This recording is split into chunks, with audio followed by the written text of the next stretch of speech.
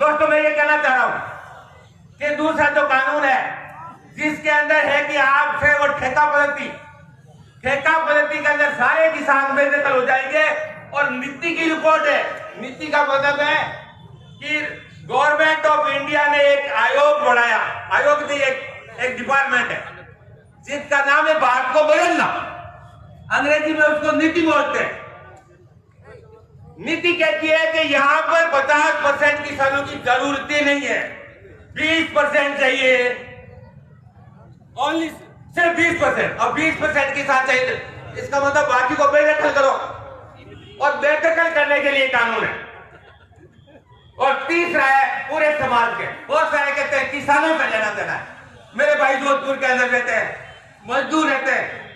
तीसरा जो कानून है जिसके अंदर के बेअथा भंडारण कांडो, वो हमारे जो सामाजिक जो वितरण प्रणाली है, सोशल सिक्योरिटी की बात है, उसको खत्म करके आपका एफसीआई को खत्म करके, यानी एफसीआई खत्म करने का मतलब या वितरण प्रणाली खत्म करने का मतलब है आपके राशन की व्यवस्था खत्म करनी।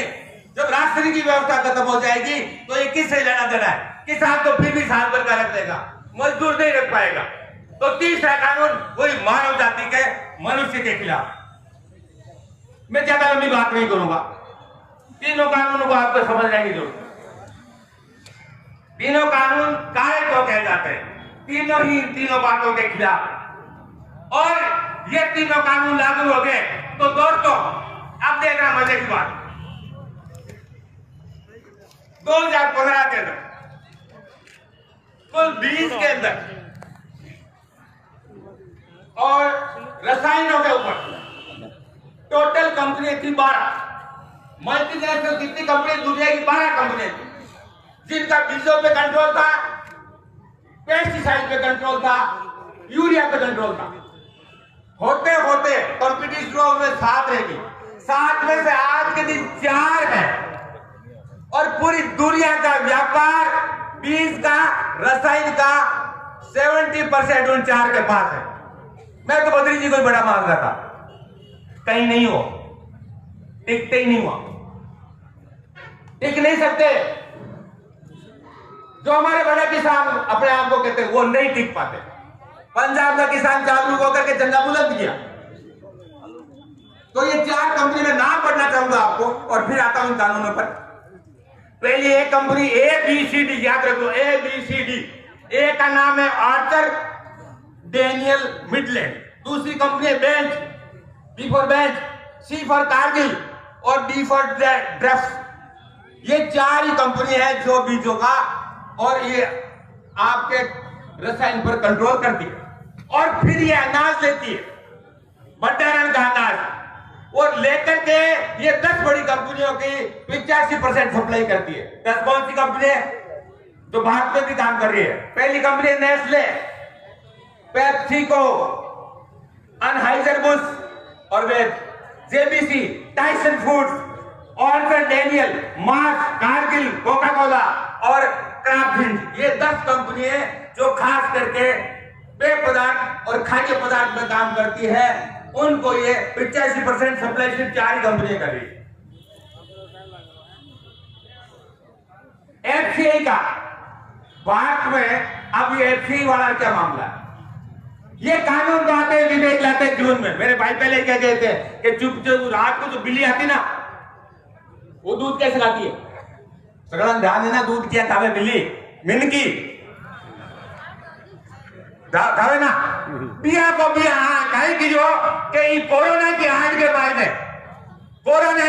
मायने एक कानून को पहले विधेयक किया है। विधेयक को मतलब वो है कि चुपचाप कैबिनेट पास कर दियो ताकि कहीं नहीं पड़े। थे तो छूता थे तो देखा कोरोना में एक दूसरे को मिला को नहीं, अरबा पास कर दी, पास करके बाद के भाई लोकसभा में लिया।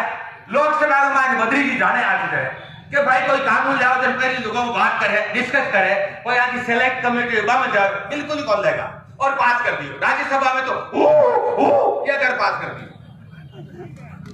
हाँ आई की जो करियो और वो कर पास कर दी। कहने को हमारा मतलब सीधो है कि आप बिल्कुल लोगों से धोखा करके ये तीनों कानून को लाए। अब तीनों कानून को लाने से पहले क्या किया?